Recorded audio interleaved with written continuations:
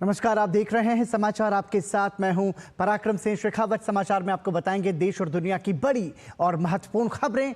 समाचार की शुरुआत करेंगे प्रधानमंत्री नरेंद्र मोदी के छत्तीसगढ़ दौरे से जुड़ी खबर से। प्रधानमंत्री ने छत्तीसगढ़ बिलासपुर में 33,700 करोड़ रुपए से अधिक की लागत की परियोजनाओं का उद्घाटन और शिलान्यास किया, जिनमें विद्युत, तेल, गैस के अलावा रेल, सड़क और शिक्षा और आवास की योजनाएं शामिल रहीं। उन्होंने कहा कि कांग्रेस की सरकार ने गरीबों की सुध नहीं ली थी, लेकिन राज्य में भाजपा सरकार ने पहली कैबिनेट में ही 18 लाख गरीबों के घर बनाने का फैसला लिया। यह है मोदी की गारंटी, जो गारंटी पूरा होने की गारंटी है।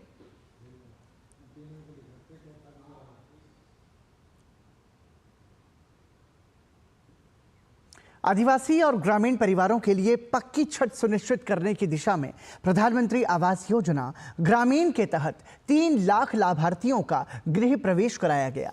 प्रधानमंत्री योजना के कुछ लाभार्थियों को प्रधानमंत्री नरेंद्र मोदी ने चाबी सौंपी। नववर्ष पर छत्तीसगढ़ के 3 लाख गरीब परिवार अपने नए घर में गृह प्रवेश कर रहे हैं।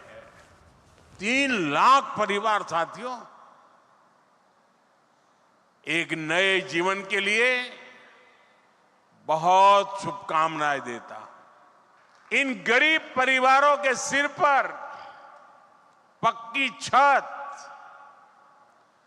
आप सभी की वजह से ही संभव हो पाई है। ये मैं इसलिए कह रहा हूं क्योंकि आपने मोदी की गारंटी पर भरोसा किया। छत्तीसगढ़ के लाखों परिवारों के पक्के घर का सपना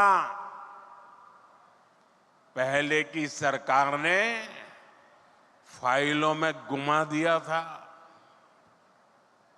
और तब हमने गारंटी दी थी ये सपना हमारी सरकार पूरा करेगी। विद्युत परियोजनाओं में बिलासपुर में एनटीपीसी की सीपत सुपर थर्मल पावर परियोजना चरण 3 की आधारशिला प्रधानमंत्री नरेंद्र मोदी ने रखी। ये 9,790 करोड़ रुपए से अधिक की लागत वाली परियोजना है। परियोजना से बिजली उत्पादन की दक्षता बढ़ेगी। ये अत्याधुनिक अल्ट्रा सुपर क्रिटिकल तकनीक पर आधारित है। विद्युत उत्पादन बढ़ाने वाली एक और परियोजना को प्रधानमंत्री ने राष्ट्र को समर्पित किया। यह छत्तीसगढ़ राज्य विद्युत उत्पादन कंपनी लिमिटेड की क्रिटिकल थर्मल पावर परियोजना है, जिसका निर्माण 15,800 करोड़ रुपए से अधिक की लागत से हुआ है। माननीय प्रधानमंत्री आज Chhattisgarh state power generation company के 15,800 करोड़ रुपए की लागत वाले पहले super critical thermal power project का कार्य प्रारंभ कर रहे हैं। इस परियोजना से राज्य के त्वरित औद्योगिक और आर्थिक विकास के लिए आत्मनिर्भर बनने में मदद मिलेगी। इसके अलावा गैस और तेल पाइपलाइन परियोजनाओं में Bharat petroleum corporation limited BPCL और हिंदुस्तान पेट्रोलियम कॉर्पोरेशन लिमिटेड की परियोजनाएं शामिल रहीं। बीपीसीएल की सिटी गैस वितरण पाइपलाइन, जिससे कोरिया, सूरजपुर, बलरामपुर और सरगुजा जिलों में गैस वितरित की जाएगी। इसके अलावा 200 किलोमीटर से अधिक हाई प्रेशर पाइपलाइन और 800 किलोमीटर से अधिक medium density poly ethylene pipeline परियोजना शामिल रही। सीएनजी डिस्पेंसिंग आउटलेट भी इसमें शामिल रहे। वहीं एचपीसीएल 540 किलोमीटर लंबी विशाख रायपुर पाइपलाइन परियोजना की प्रधानमंत्री ने आधारशिला रखी, जिसकी लागत 2,210 करोड़ रुपए से अधिक होगी। इस बहुउत्पाद पेट्रोल, डीजल, केरोसिन पाइपलाइन की क्षमता 3 मिलियन मीट्रिक टन प्रति वर्ष से अधिक होगी। प्रधानमंत्री ने 108 किलोमीटर की कुल लंबाई वाली 7 रेलवे परियोजनाओं की आधारशिला रखी। उन्होंने 111 किलोमीटर की कुल लंबाई वाली 3 रेलवे परियोजनाओं को राष्ट्र को समर्पित किया, जिसकी लागत 2,690 करोड़ रुपए से अधिक की है। 700 करोड़ रुपए के निवेश से आज 7 रेलवे परियोजनाओं की आधारशिला रख रहे हैं। 3 परियोजनाओं को राष्ट्र को समर्पित कर रहे हैं और अभनपुर और रायपुर स्टेशनों के बीच मेमू ट्रेन सेवा को हरी झंडी दिखाकर रवाना कर रहे हैं। एक अन्य उपलब्धि के तहत छत्तीसगढ़ राज्य में रेल नेटवर्क का 100% विद्युतीकरण पूरा कर लिया गया है। सड़क संपर्क बेहतर बनाने और राज्य में निवेश को आकर्षित करने के लिए 1300 करोड़ रुपए की सड़क परियोजनाओं में NH 930, NH 43 के 2 लेन में अपग्रेडेशन पूरा होने पर उन्हें प्रधानमंत्री ने राष्ट्र को समर्पित किया। वहीं NH 130D के 47.5 किलोमीटर के कोंडागांव नारायणपुर खंड को 2 लेन में अपग्रेड करने की आधारशिला रखी। इसके अलावा प्रधानमंत्री ने राज्य के 29 जिलों में 130 PM श्री स्कूल और रायपुर में विद्या समीक्षा केंद्र को समर्पित किया। वहीं प्रधानमंत्री स्कूल फॉर राइजिंग इंडिया योजना के तहत 130 स्कूलों को अपग्रेड किए जाने की योजना का शुभारंभ भी उन्होंने इस मौके पर किया। प्रधानमंत्री नरेंद्र मोदी ने राष्ट्रीय स्वयंसेवक संघ के प्रतिपदा कार्यक्रम में हिस्सा लिया। उन्होंने नागपुर स्थित स्मृति मंदिर का दौरा किया और RSS के संस्थापक डॉक्टर हेडगेवार को पुष्पांजलि अर्पित की। यात्रा के दौरान प्रधानमंत्री नरेंद्र मोदी ने दीक्षा भूमि पर डॉक्टर BR अम्बेडकर को श्रद्धांजलि अर्पित की। उन्होंने माधव नेत्रालय प्रीमियम सेंटर की आधारशिला भी रखी। आज चैत्र शुक्ल प्रतिपदा का ये दिन बहुत विशेष है। ये हमारे प्रेरणा पुंज परम पूजनीय डॉक्टर साहब की जयंती का भी अवसर है और इसी साल राष्ट्रीय स्वयंसेवक संघ की गौरवशाली यात्रा का 100 वर्ष भी पूरे हो रहे हैं। आज इस अवसर पर मुझे स्मृति मंदिर जाकर पूज्य डॉक्टर साहब और पूज्य गुरुजी को श्रद्धांजलि अर्पित करने का सौभाग्य मिला। भारतीय संस्कृति, राष्ट्रवाद और संगठन शक्ति के मूल्यों को समर्पित RSS के ऊर्जा पुंज पर PM मोदी की मौजूदगी ने सभी को अभिभूत किया। उन्होंने कहा कि यह स्थली सभी को राष्ट्र की सेवा में आगे बढ़ने की प्रेरणा देती है। साथ ही उन्होंने RSS को अमर संस्कृति का आधुनिक अक्षय वट भी बताया। आज हम देखते हैं राष्ट्रीय चेतना के संरक्षण और संवर्धन के लिए जो विचार भी 100 साल पहले बोला गया वो महान वटवृक्ष के रूप में आज दुनिया के सामने है। सिद्धांत और आदर्श इस वटवृक्ष को ऊंचाई देते हैं। लाखों करोड़ों स्वयंसेवक इसकी टहनी, ये कोई साधारण वटवृक्ष नहीं, राष्ट्रीय स्वयंसेवक संघ भारत की अमर संस्कृति का आधुनिक अक्षय वट है। प्रधानमंत्री नरेंद्र मोदी ने माधव नेत्रालय प्रीमियम सेंटर की आधारशिला भी रखी। 2014 में स्थापित यह संस्थान नागपुर में स्थित एक प्रमुख सुपर स्पेशलिटी नेत्र चिकित्सा केंद्र है। PM मोदी ने कहा कि सरकार का लक्ष्य देश में गरीब से गरीब व्यक्ति को भी अच्छे से अच्छा इलाज मुहैया कराना है। उन्होंने 2025 से 2047 तक के कालखंड को देश के लिए अहम पड़ाव बताया। 2025 से 2047 तक ये महत्वपूर्ण कालखंड, इस कालखंड में एक बार फिर बड़े लक्ष्य हमारे सामने। हमें सेवा के अपने संकल्प को हमेशा प्रज्वलित रखना है। हमें अपने परिश्रम को बनाए रखना है।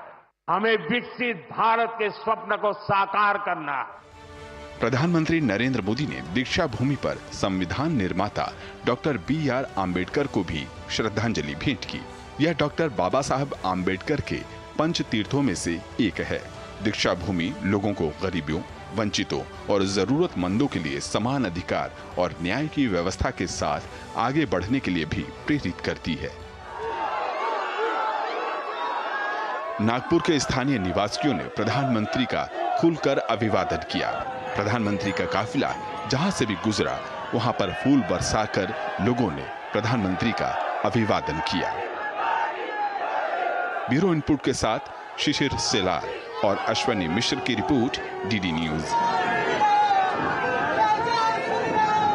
छत्तीसगढ़ की जनता ने प्रधानमंत्री नरेंद्र मोदी को बेहद उत्साह के साथ जोरदार तरीके से उनका स्वागत किया।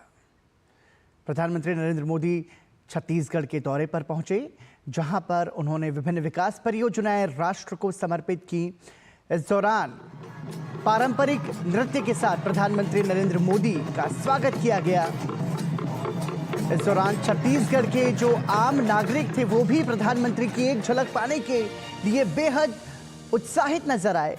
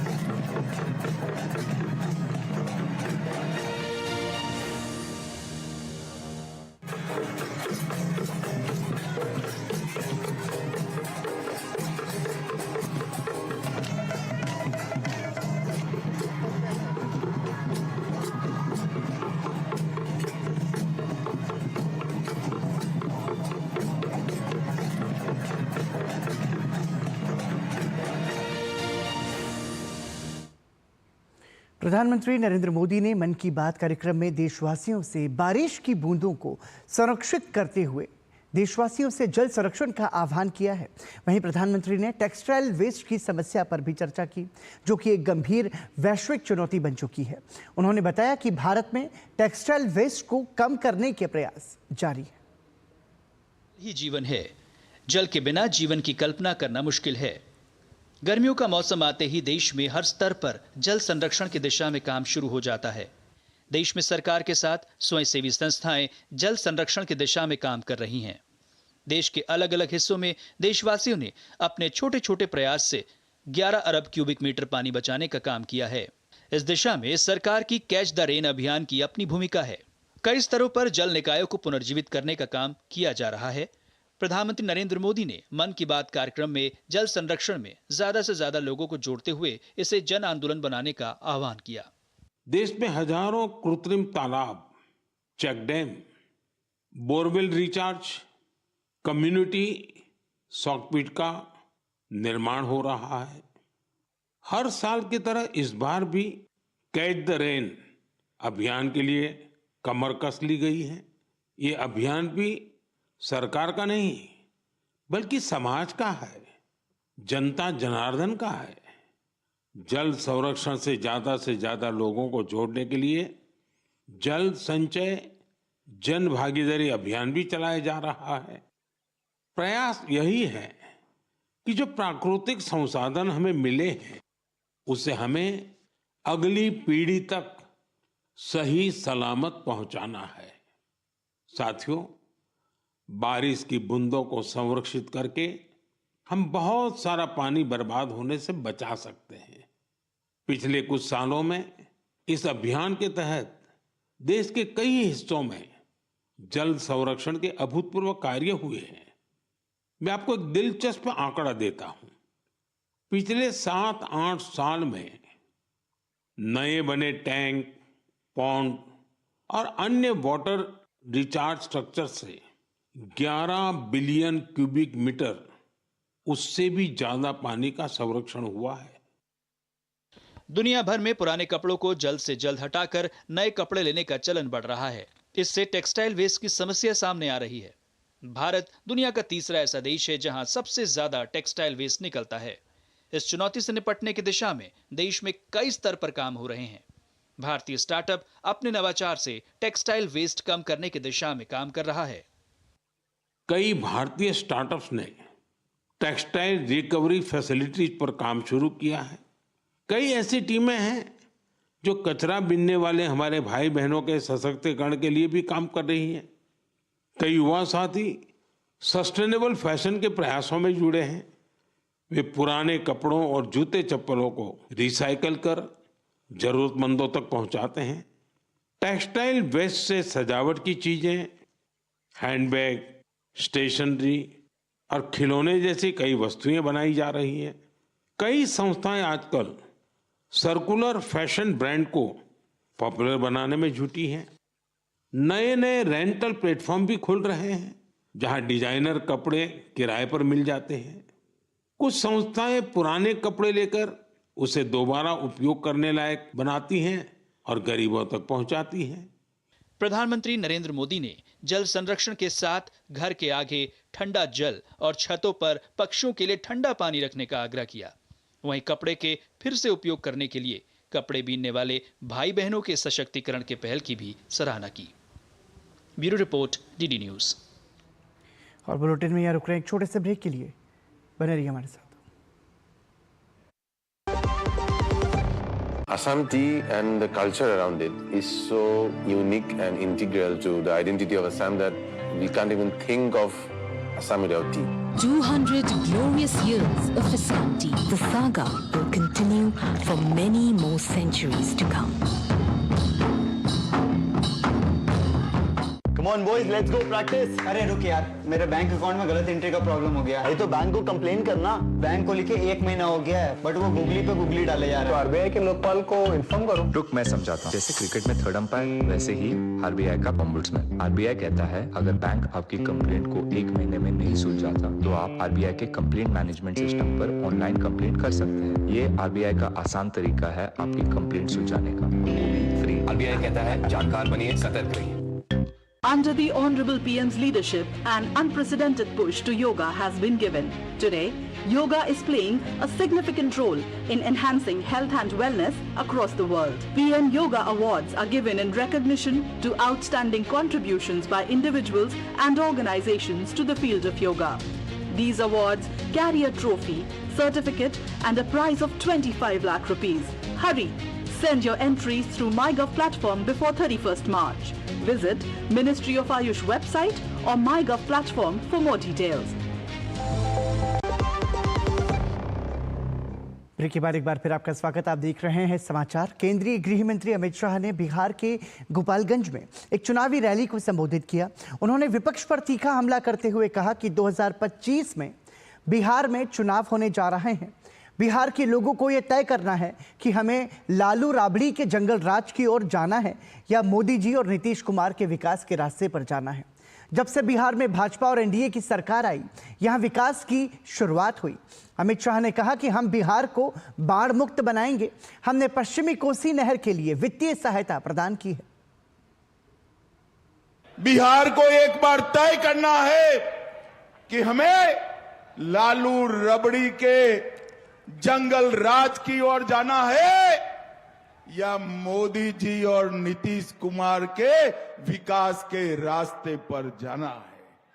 भाइयों बहनों, जब से भारतीय जनता पार्टी और एनडीए की सरकार बिहार के अंदर हुई, यहां विकास की शुरुआत हुई है। ये 10 साल के अंदर कई सारे विकास के काम जो 65 साल तक कांग्रेस पार्टी नहीं कर पाई, वो मोदी जी ने इस 10 साल के अंदर करने का काम किया है। एक और 5 साल एनडीए की सरकार बनाई है। हम बिहार को हमेशा के लिए बाढ़ से मुक्त करने का काम करेंगे। बिहार में बाढ़ भूतकाल बन जाएगी। केंद्रीय गृह मंत्री अमित शाह ने कहा कि हमने 87 लाख किसानों को हर साल 6,000 रुपए दिए। 1,60,00,000 घरों में जल जीवन मिशन से नल से जल पहुंचाया। 3,52,00,000 लोगों को हमने 5 लाख तक की स्वास्थ्य सुविधाएं दी हैं। आरजेडी ने पूरे बिहार को तबाह करके रखा था। 87 लाख किसानों को हर साल 6,000 रुपया दिया।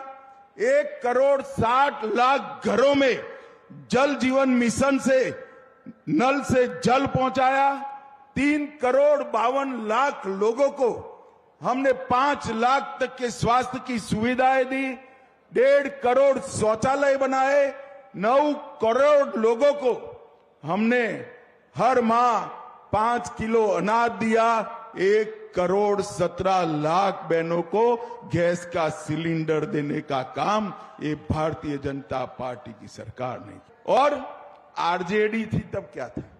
रंगदारी, जंगलराज, दबंगई, डकैती, अपहरण, फिरौती, पूरे बिहार को तबाह कर रखा था। और इतने घोटाले किए भाइयों बहनों, इनको लाज भी नहीं आता। गौ माता का चारा भी ये लालू जी खा गए, लालू जी खा गए। और छत्तीसगढ़ के नक्सल प्रभावित इलाके बीजापुर में आज 50 नक्सलियों ने एक साथ सरेंडर किया है। यह पहली बार है जब इतनी बड़ी संख्या में नक्सलियों ने सरेंडर किया। केंद्र और राज्य सरकार मिलकर देश से मार्च 2026 से पहले नक्सलवाद को खत्म करने के अभियान में जुटी है। सरेंडर करने पहुंचे 13 नक्सलियों पर 68 लाख रुपए का इनाम है। ये नक्सली अलग अलग वारदातों में शामिल रहे हैं। हाल ही में बीजापुर और सुकमा में मुठभेड़ में सुरक्षा बलों ने कई नक्सलियों को मार गिराया था। नक्सलियों को मुख्य धारा में लाने के लिए प्रदेश सरकार ने पुनर्वास नीति भी बनाई है ताकि वो हिंसा की राह छोड़कर शांति और विकास की राह चुने। बीजापुर एसपी कार्यालय में 50 नक्सलियों के आत्मसमर्पण के दौरान डीआईजी और सीआरपीएफ के अधिकारी भी मौजूद रहे। सरेंडर करने वाले सभी नक्सलियों को प्रोत्साहन राशि के रूप में 25-25 हजार रुपए का चेक भी दिया गया। माओवादी आत्मसमर्पण कर रहे हैं, जिसमें मुख्यतः पीएलजे बटालियन नंबर 1 से 1 सदस्य, कंपनी नंबर 2 से 4 सदस्य, इसी प्रकार कंपनी नंबर 7 का 1 सदस्य है और कुतुल एरिया कमेटी, इसके अलावा नेशनल पार्क का जो प्लाटून नंबर 2 है उसके 1 और 2 सदस्य शामिल हैं। इसके अलावा जनताना सरकार, केएमएस अध्यक्ष, सीएनएम अध्यक्ष, militia platoon commander, militia platoon सदस्य, भूमकाल कमांडर, इस प्रकार जितने भी जो इनके और अदर जो सपोर्टिंग रोल वाले जो ऑर्गेनाइजेशन के सदस्य हैं उन्होंने भी सरेंडर किया है। और इसी के साथ यहाँ रुक रहे हैं एक और ब्रेक के लिए, बने रहिए हमारे साथ।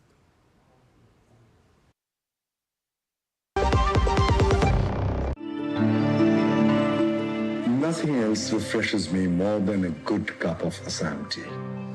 It's a magical beverage. 200 glorious years of Assam tea. The saga will continue for many more centuries to come.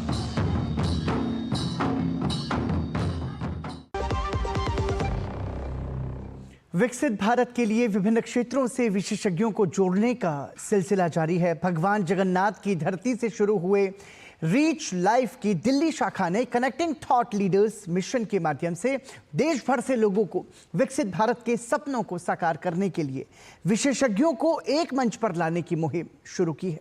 ये रिपोर्ट देखिए। साल 2047 तक भारत को विकसित बनाने का मंत्र देश में अब एक क्रांति बन चुका है, लेकिन इस लक्ष्य के लिए हर आम खास की जिम्मेदारी हो जाती है कि वो अपने स्तर पर अपने कर्तव्यों का निर्वहन करे।